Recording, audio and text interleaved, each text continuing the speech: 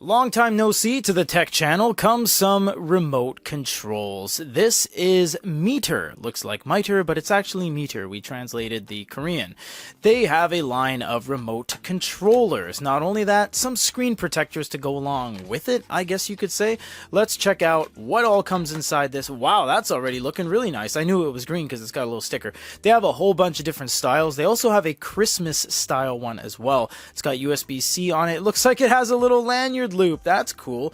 And can you control your glow light from this thing? I mean, maybe. It's specifically an ebook remote controller. I would imagine it would work with things like tablets, Android enabled tablets, because I mean, why not? You have a black view or something like that. I might have some charge too. Does it have an LED indicator? I thought I saw something a second ago. Did that have a little blink? Okay, I guess not. Well, oh, there it is. Perfect. Wow, it's a purple LED. Very nice. So we're going to sync this up to a unit, and we will see what we can see. It kind of looks like an Amazon Fire TV remote. So we have the Note Air 3C with this connected to it via Bluetooth. You'll just go over there, long press on Bluetooth right there, and it brings you over to MITER. So, how does this look? What do we do? Do I get a cursor if I start pressing up, down, left, and right? I don't get some sort of universal cursor on the page if I press home or back. Okay, so that works. I get home, but I actually don't get any sort of cursor. Now, can I change the glow light with the up and down buttons here as it is showing? Now, something did show up, but I don't even know what that is. So let me just press home and get rid of that. All right, well, that's gone, whatever that was. So let's go to library, and we'll go to storage, actually, and we'll look at a book that we have on here. Now, we are in a book. Now, can I do glow light? It just comes up with that weird bar there. I'm not really sure what's going on with that bar. All right, let's change some pages. Okay, so it does work. Okay, perfect. So I am getting that page turn animation. That's no fault of the actual Bluetooth remote, because as you guys know, there are massive delays when it comes to e-paper. So that's why you have to go from HD mode to something like ultra fast. And just for the sake of bypassing any sort of problems and to eliminate any issues, we'll go to ultra fast. So now you see how fast it is. Onyx is... it's hard to say. We've never technically metered it, but they're definitely top 3 when it comes to speed of refresh, and that would be Big Me, Onyx kind of tied for, say, 3rd, and then Dasung and Hisense fighting for top spot. It's really hard to quantify exactly which one is 1, 2, or 3. It's all kind of subjective too, because these guys use the book's super refresh technology, and that's just something kind of proprietary, little parameters they throw in there.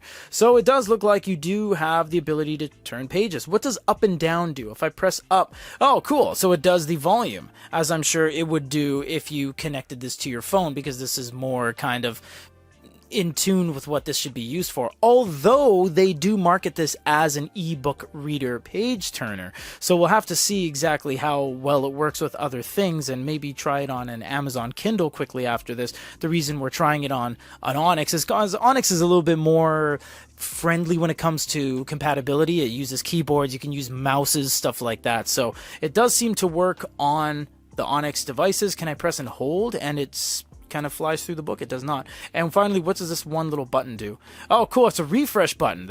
Very nice. I love it. Let's bring a Kindle in and see if it can actually connect to it.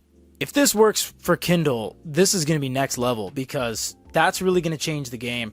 Typically, Amazon devices can only discover audio related things, so you can't really find anything like keyboards, etc., anything outside of audio enabled devices, so headphones, speakers, etc. So we're going to turn Bluetooth on, and we're going to see if we can connect to this with this. I have long pressed the B button on the side of the remote right here, right there, and that one should allow it to be discoverable by multiple devices. Unfortunately, it does not work with a Kindle, and to show you guys it is in the same room as it all, we do have the MITER right here showing up on my phone, but it is not connecting to the Kindle. It doesn't seem to find it.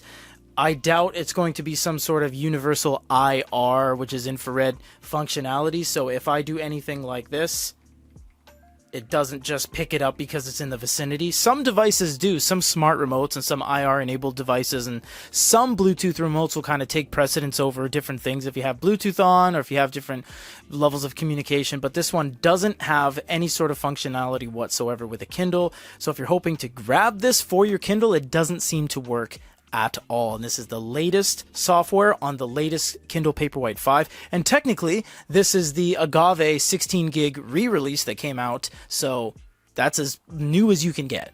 Moving on from the remotes, they sent us a ton of screen protectors. La-di-da-di-da, which one will we choose? Well, I already have it planned because we have the Air 3 and the Air 3C in studio, so we're going to be using this one. Now, let's see, what do they got here? This is Healing Shield.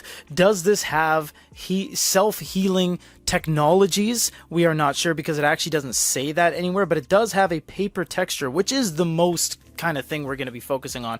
And it does have minor bubbles will disappear as time passes. So basically what that means, if you put it on and it has inconsistencies as it heats up, it's going to kind of correct itself and just smooth itself out. So we're going to crack this open. Doesn't matter how we open it because this is a review sample.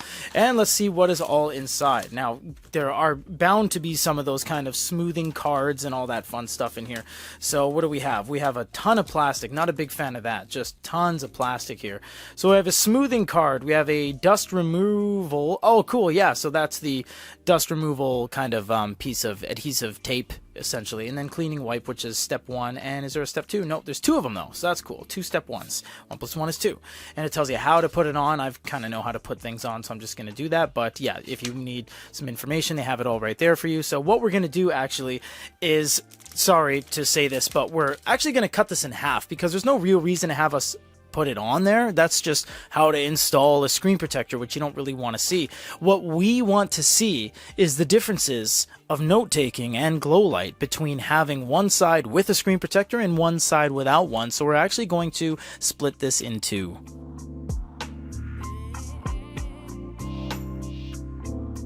It does not take all that long to install. There's really no problem with installation whatsoever. They give you a little card and everything, so it's pretty easy. Now, I will tell you, this has crazy grittiness compared to what it was before. Very smooth, very coarse. Now, how does it, and you can see that it is on there.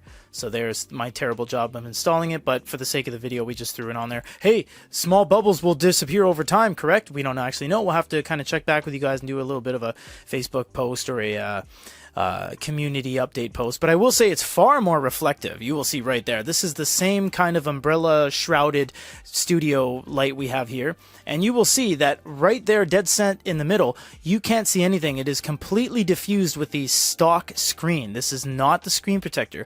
This is the screen protector, and it is significantly more reflective. You can actually almost see the lines and the brand of the umbrella we use for our lights. It's actually pretty counterintuitive because you want there to be no glare on an ebook reader, which is the stock experience. You don't want it to become more reflective. But how does it feel to write?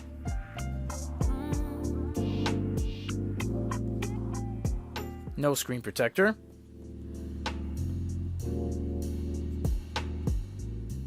Wow, okay. Can't really argue with that. That feels way better. It's significantly more gritty.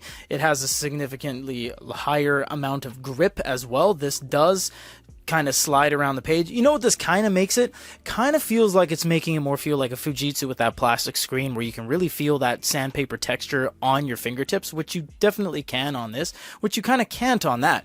Onyx is kind of known to be very smooth and kind of iPad-ish when it comes to the overall feel of everything, and as you can see right here, that's slipping and sliding all over the place, and on this one it kind of doesn't that easily. It survives to a much more extreme angle compared to not having one. But I can't say that I would definitely throw one of these on my unit. There's nothing wrong with the actual unit, the screen protector itself. It's easy to install. It has a bunch of stuff in the box, and it does exactly what it says. It's incredibly high grit, and it feels realistic to paper more so than not. That is feeling way more like that than this is. This is feeling almost like you're drawn on plastic, that's the level of grip and resistance you're getting. So it really almost is changing it before your eyes between like a regular kind of drawing on a tablet like an iPad versus drawing on paper. Now there is a downside again, is that the level of reflectivity is increased to a point where it's actually disrupting what you've written. For example, one more with something on the screen there. Look at that. You get this outer kind of dusting of reflectivity right there, but it doesn't hinder on your written content.